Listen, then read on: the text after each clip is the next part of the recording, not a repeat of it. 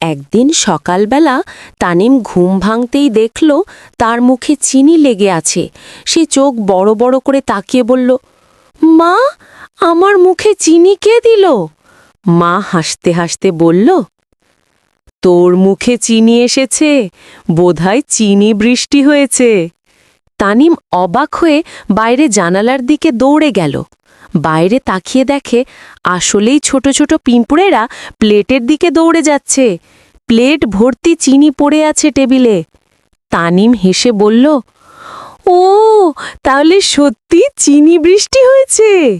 মা চোখ টিপে বলল, হ্যাঁ রে, পিঁপড়েরা বৃষ্টি দেখে ছুটে এসেছে, সবাই মিলে চিনি খাবে। তানিম খিলখিল করে হেসে বলল, তাহলে আমিও বৃষ্টির মতো চিনি ছড়িয়ে দেব। সে মুঠো মুঠো চিনি ছড়িয়ে দিল, আর পিঁপড়েরা আরও বেশি ছুটে এসে প্লেটে জড়ো হলো। মা হাসতে হাসতে বলল, ধীরে, বেশি দিলে তো পিঁপড়ের দল পুরো বাড়ি দখল করে নেবে।